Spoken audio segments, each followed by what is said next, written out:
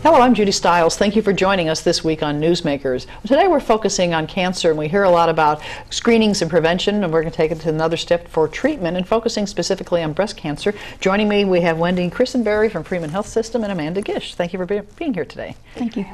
And cancer awareness seems to be something we're hearing more and more about in society. Wendy, being in the health profession, are you feeling that it is a topic that more people are just talking about more freely today? I think so. Screenings have come a long way, especially in the last 10 to 15 years. We are finding breast cancers earlier and earlier with screening mammography. Now, the statistics that they've changed over the years about how many women are affected by breast cancer. Yeah, the statistics currently are 1 in 8 women are diagnosed with breast cancer in their lifetime. Okay, and there's a lot of factors that are involved, I'm sure, and risk factors and so forth. And today we thought we'd talk about, the diagnosis, the treatment, and afterwards. And I know you have a program at Freeman helping people as well, which leads me to Amanda, an experience that you have gone through. What we're going to talk about a lot today, diagnosis and dealing with it. Yes. So tell me from a personal perspective, when the time comes when a woman is told that you have breast cancer, obviously that's got to be a big emotional shock to begin with. It is. Generally, once someone says the words, you have cancer, you don't hear another thing. Your mind either turns to mush or it rushes into every awful emergency. Do I have enough money? How am I going to make it to treatment? But whatever the doctor's saying to you at that time, you don't hear it. So today, with the topic, we're talking about support systems. All of those are going to come into play for people who encounter this. Yes. Now, you are willing to share your story, which is a big step in itself for many people who've gone through this. Yes. A lot of women don't want anyone to know, but I feel like the more I tell people, the more I can help save grief or even a life. So I'm willing to talk. And share. Okay, well, we'll do that today in talking. And Wendy, the first step, I guess, is just a screening, finding out whether or not you have anything to worry about.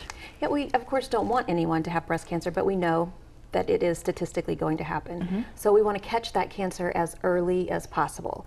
The earlier we can catch a breast cancer, the more treatable it is, the less likely it can spread to other parts of the body, the greater chance of the patient has of going on and leading a normal life.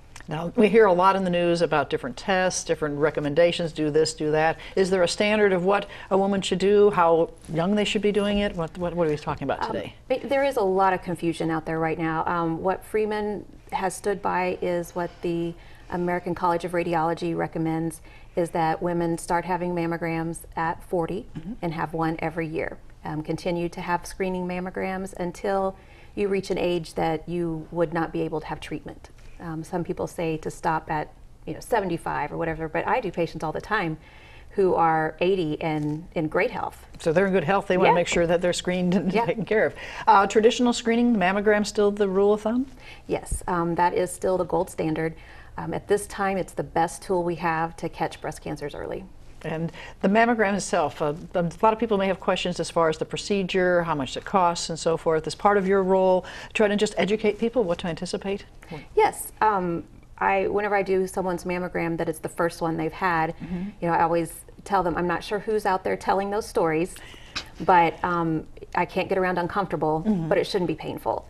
Your technologist will work with you and do what you can tolerate and explain to you what's going on as you're going through the test. Right. So we're talking about women 40 and older. What about the younger women?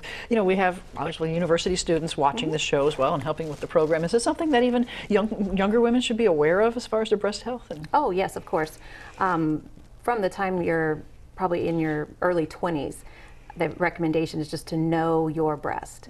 If anything is different or changing, we'd recommend that you would watch it through a cycle, see if it tends to go away or change where you're at in your menstrual cycle. If it does not, go to your primary care physician or your gynecologist and let them know, I have something different. Let them take a look at it and go from there. Right. So it doesn't mean that you won't have any problems till you're 40. Things can come up for younger women. We diagnose patients under 40 with breast cancer all too often.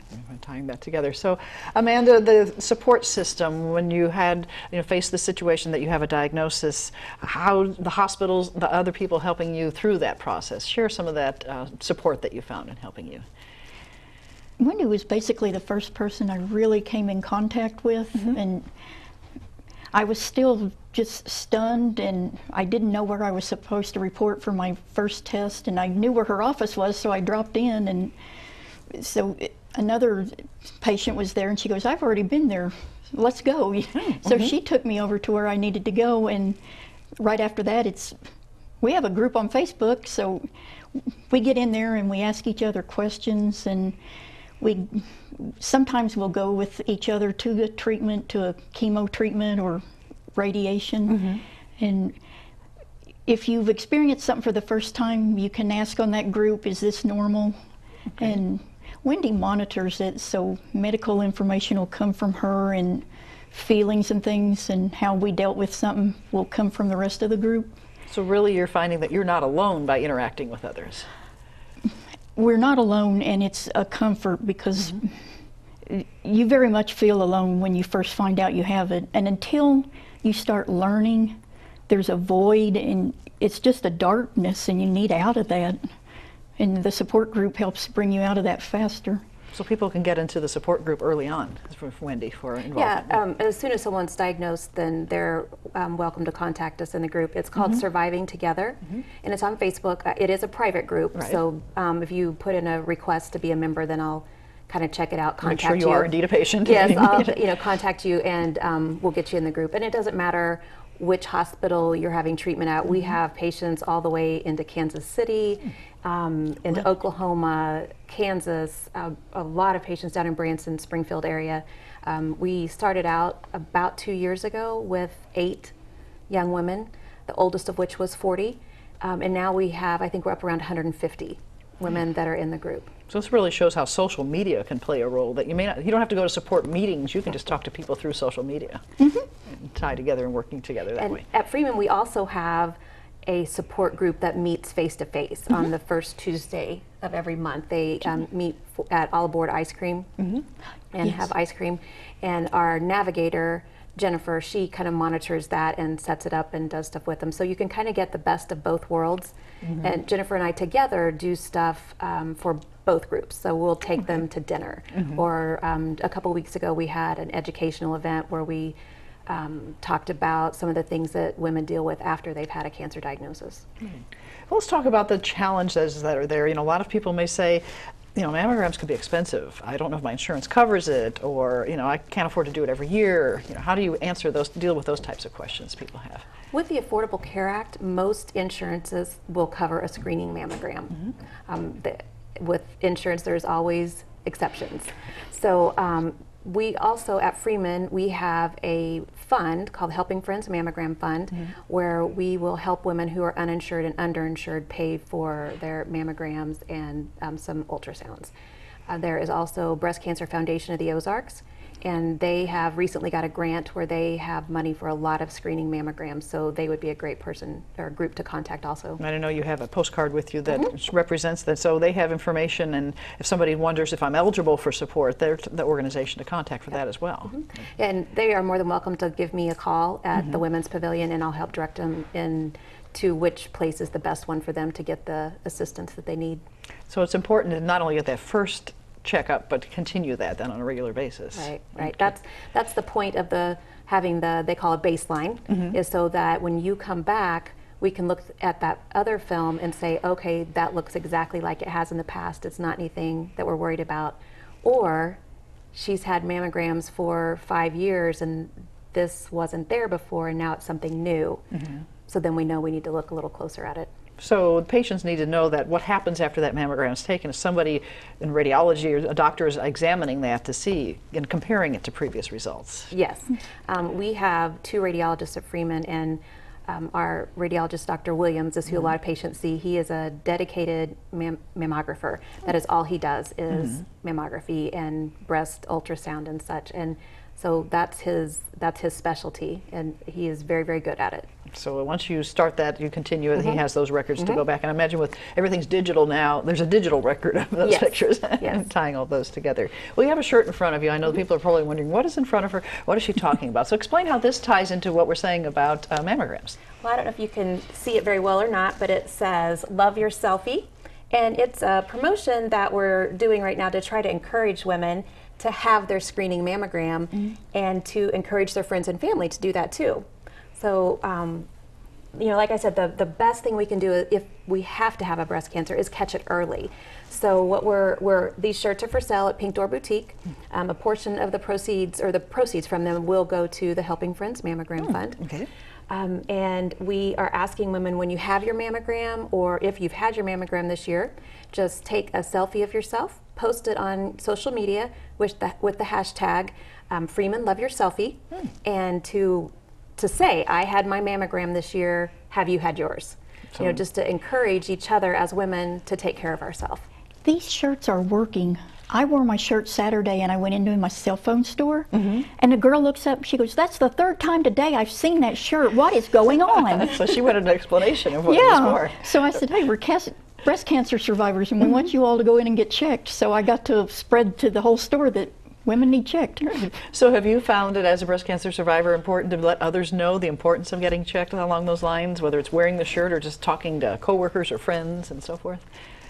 I let mine go too long before I finally worked up the nerve to ask the doctor, and I wish I hadn't. I encourage everyone, no matter what fear you have, the fear is not as bad as the reality. So I tell everyone, go get checked and do it now. If you can't do it 5 minutes ago, do it now. Sooner the better. Yes, and I wish I hadn't have waited. Mine was, it was kind of a big tumor when I finally showed it to the doctor, and I could have done something much earlier. So early detection, early awareness of your body, tying into what she's saying. Yes. Tying all that together. Well, then we get to the diagnosis, then the next step, treatment. I'm sure there's tons of questions when someone is, you know, diagnosed. What are the treatment options? You know, we hear so much about mastectomies, different partial things. What kind of questions do people come to you with that? Okay. The first step after a patient gets a positive diagnosis is they will meet with their breast surgeon. And the breast surgeon will probably send them to a medical oncologist. And the breast surgeon, the medical oncologist, the patient kind of work together to decide what's the best treatment plan for this person. Whether that is having chemotherapy first to shrink the tumor and then having surgery, or whether having surgery followed by chemotherapy. Some patients, if we catch it really early, they don't have to have chemotherapy. We can do surgery followed by radiation. So for every patient, it's individualized. We look at the cancer on a cellular level, and we can, from that, get information about it that tells us what the best way is to treat it. And so it's very individualized now. And we've heard a lot about research for cancer over the years. Is this an example of how that research has made a difference, that there are so many options now of what you can do? There is, and there are, the options for chemotherapy are have come a world since, you know, even 5 to 10 years ago. They have drugs now that are showing great promise. Now, when people say chemo, they think, oh my gosh, I'm going to get sick, I'm going to lose my hair. You know, the shock of saying you have to go through chemo. Amanda, can you share some thoughts about, you know, the word chemo and what that was like as a patient? It was numbing and a tad horrifying. I didn't know. When you go through the chemo that they give for this cancer, you are going to lose your hair. And there was 3 chemos I went through, and they had 2 different effects on me. Okay. But there are very good anti-nausea medicines now, to the point where one person told me that she was sick every 15 minutes for 2 hours after she had her chemo years ago. I never was sick. I didn't feel good, but I never got to the point where I was sick, because of all the medicines they give you before they actually give you chemo. And then chemo's hard to go through. I mean, I don't want to sugarcoat it, but I don't think it's as bad as it used to be. So medicine has changed that aspect as well, Wendy, that people can, you know, it's not the old way of doing things in many cases. Yeah, patients, it is not usually a pleasant experience, but we do have things that we can give patients that help them deal with the side effects of the chemo, and get to be here to tell us about the side effects of the chemo. And Amanda, like she said, I've been kind of along this journey with her, and I think one of the things that has helped her do so well is she has always had the best attitude. And from the very beginning, she was, how can I help someone else? You know, what can I do for someone else who's going through this? And I think that is part of why she's done so well.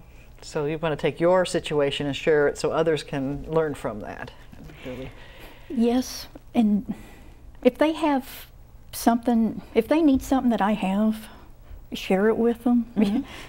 And you never know what's going to make a difference to a person, and just offer something. Sometimes all you need is to sit with somebody or just a kind word, and maybe sometimes you want to feed them a meal.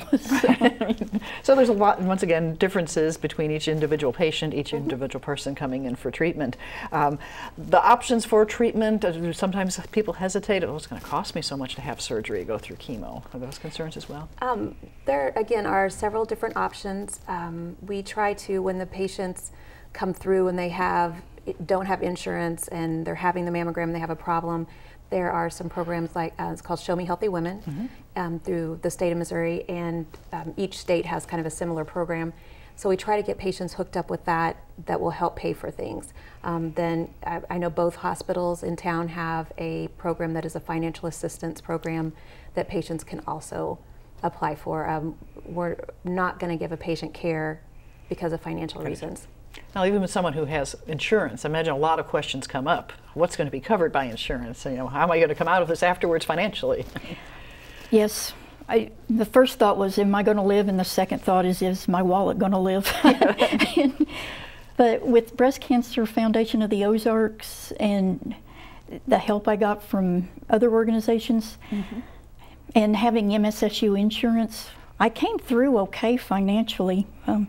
MSSU and probably other employers offer a secondary insurance for accidents and disease, and I had enrolled in that. And the day I found out they were going to, I got my diagnosis and they were going to cover me, I just sat down and cried from relief. Knowing that this burden wasn't there because of the finances. Yes, and I want to encourage people, even if they don't have that insurance, go ahead and get checked, because waiting is going to cost you so much more than if you go in early. So that early detection, going back to what we were talking about earlier. So going through the treatment, I imagine the duration of that varies from patient to patient as well. Yes. How long it takes. Yes, again, you know, radiation is usually given maybe like every 3 weeks they would get a treatment. But some patients, they have treatment before surgery, and then after surgery they have more chemo. So it could depend. Some patients don't have to have radiation at all. Some patients have radiation afterwards. So every patient is just different. So it could take a couple of years for somebody to go through the process, or is there a timetable, or or just vary? I think usually within a year, most patients have had their surgery, had all their treatment, and are hopefully on the road to recovery. Right. Tell me about the recovery process after you've gone through it and they say you're cancer-free. There's probably still, the body has to get itself back up to speed. It does, and our minds do too. And I am still exhausted from chemo, and my last chemo was May 9th. And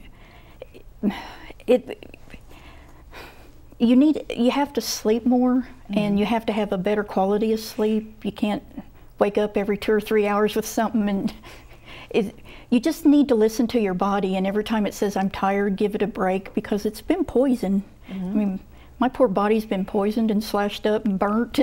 So when I'm tired, I rest because I know I need it. And we have this little lingering tiny voice in the back of our head, and it says, am I going to get it again? And you really need, if you can't work on your own, you really need to work with a professional person and get that voice to be quiet, because with that kind of fear, it'll drive you insane. Right. So you have to come to terms with, I had it, I don't have it anymore, and be happy. Yeah, so it's past me, that's past tense. I had it, now I'm going on from there. So forth.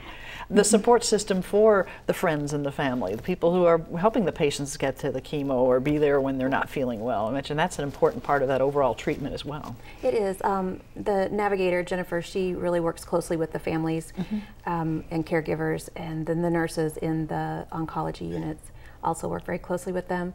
And that's on our horizon. That's something that Jennifer and I are really trying to develop right now, is a support program for caregivers and spouses. And we hear, no matter what type of cancer, we hear if one person in a family has it, everybody's affected because of the changes in lifestyle and eating and things like that, I imagine, play a role.